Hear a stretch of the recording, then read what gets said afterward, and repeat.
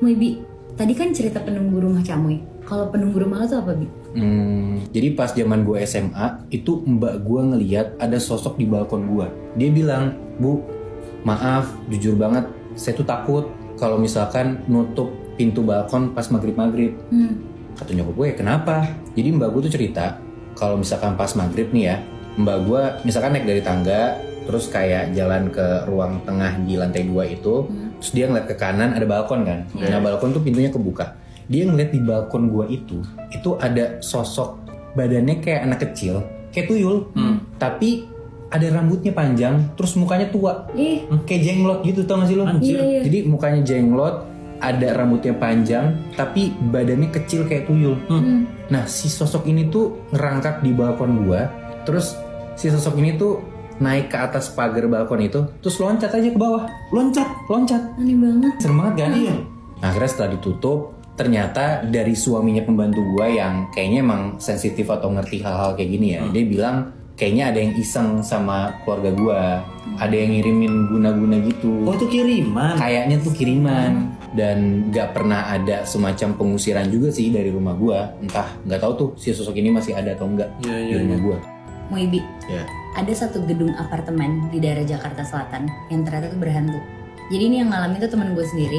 Temen gue tuh namanya Firda dan dia tuh baru pindah ke apartemen ini. Nah Firda itu tinggalnya di lantai 11. Jadi itu ada satu hari di mana tuh dia mau turun ke bawah siang-siang karena dia tuh mau cabut. Di lift itu tuh dia berduaan sama ada satu ibu-ibu. Ibu-ibunya ini tuh perawakannya tuh badannya agak gemuk. Terus habis itu kayak pakai daster, kulitnya tuh sawo mateng gitu, dan rambutnya dicepol.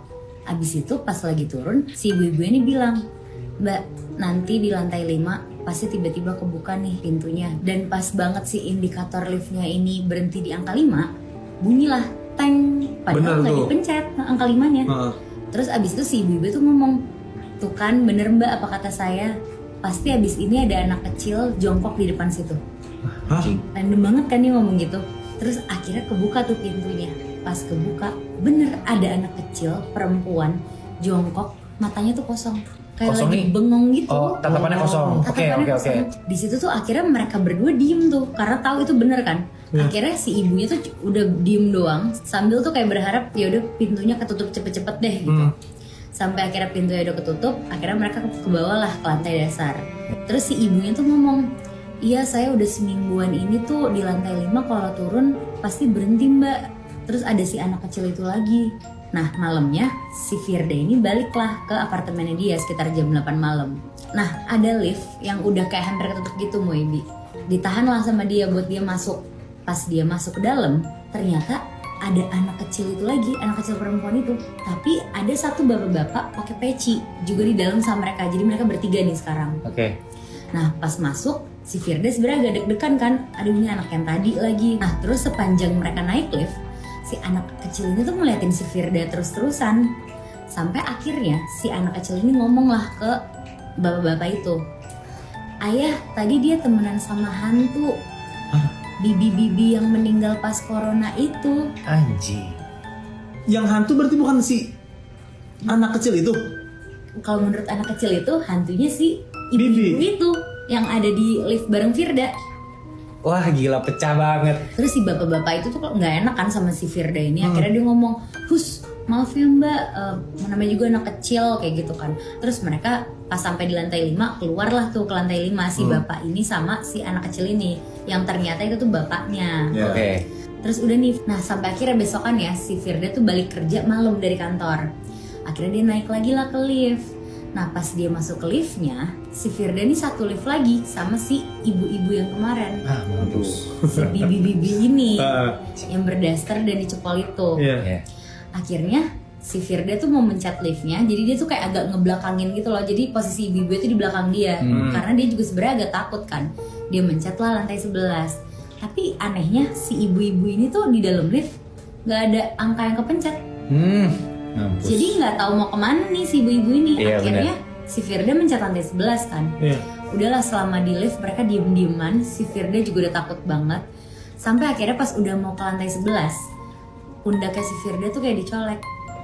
Terus habis itu si ibu-ibu ini ngomong, "Mbak, kirimin Al-Fatihah ya buat saya." Mampus. Dan pas si Firda nengok ke belakang Bi, gak ada siapa-siapa, kosong.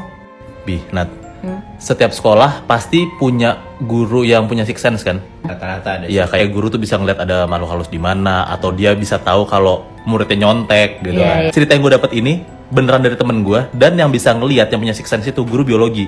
Jadi waktu itu temen gue SMA di salah satu SMA di Depok. Dia tuh ketua kelas, sebut aja nama temen gue ini Dimas ya. Dimas tuh dipanggil sama guru biologinya, sebutnya namanya Pak Ridwan lah. Dimas sini diem, itu sekitar jam 9 pagi. Disamperin sama Dimas kayak, kenapa Pak? Dim, kalau misalnya Sasa tuh temannya Dimas, teman kelasnya. Kalau misalnya Sasa tiba-tiba nggak enak badan atau minta ke UKS, kabarin saya ya. Nah singkat cerita, pas banget lagi bel istirahat kedua, jam setengah 12-an, Sasa tuh pingsan. Nah karena Dimas ingat, telepon sama Dimas kayak, Pak, Sasa sakit sekarang di UKS. Oke sekarang saya kesana, kata si Pak Ridwan. Langsung lah buru-buru si Pak Ridwan itu bilang ke Dimas buat minta tolong telepon orang tuanya si Sasa. Nah si Pak Ridwan tuh bilang, ya dari penerawangan saya ya Pak, jadi selama seminggu si Sasa ini ada yang ngikutin Pak. Setiap saya perhatiin selama seminggu ke belakang, si Sasa ini diikutin sama siluman monyet. Wah, anjir. Jadi selama seminggu ke belakang, si Pak Ridwan tuh ngeliat siluman monyet ini nyekek ke leher Sasa. Gila. Makanya selalu sakit. Iya, Pak Ridwan iya. tuh selalu merhatiin seminggu ke belakang Sasa sakit.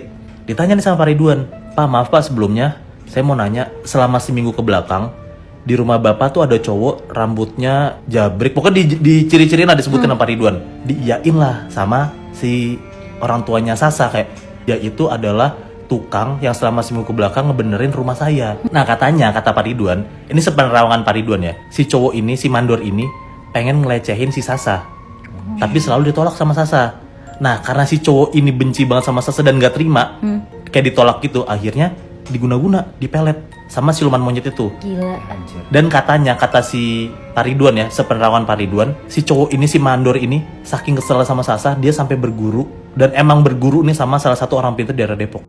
Bi, ada satu TPU di Jakarta yang kata orang-orang tuh lumayan angker. Dan TPU-nya itu adalah TPU Menteng Pulo. Oh, di Casablanca. Iya benar. Oke. Dan gue pernah denger ceritanya ini tuh yang ngalamin si ojol.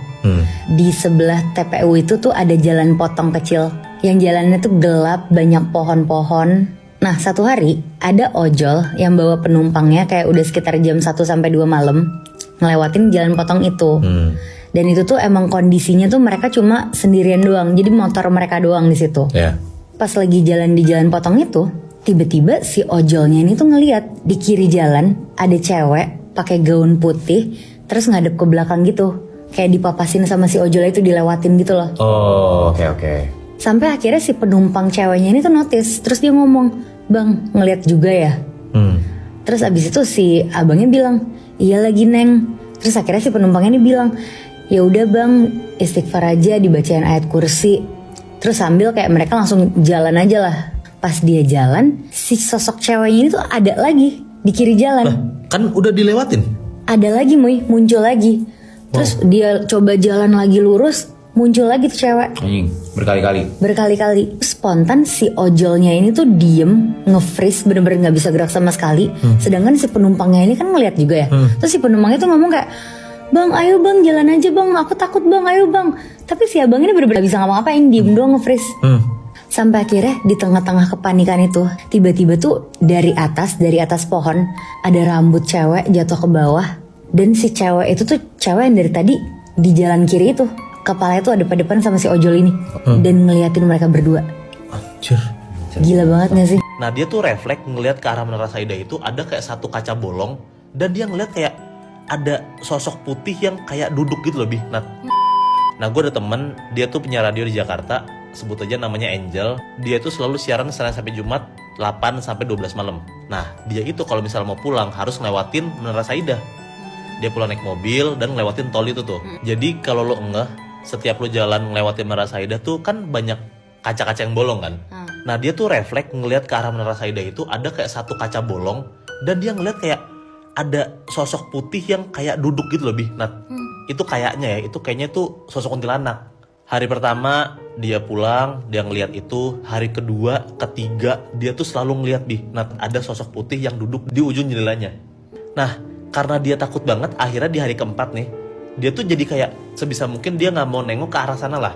Tapi tiba-tiba pas dia lagi nyetir, dia dengar ada suara kayak bruak, gitu dari atas atap mobilnya. Ya dia refleks kayak apaan tuh, kaget kan dia. Nah pas dia coba nyetir, dia coba fokus aja, tiba-tiba dari depan kacanya dia ada kayak rambut panjang gitu, makin turun sampai akhirnya dia ngeliat jelas banget ada kepala kuntilanak kebalik gitu nengok ke arah dia. Anjir. Nah kayaknya ya itu kayaknya sosok kuntilanak yang dia lihat di Menara Saidah, tapi pindah ke atas mobilnya itu. Jatuh ke atas mobil. Kayaknya ya.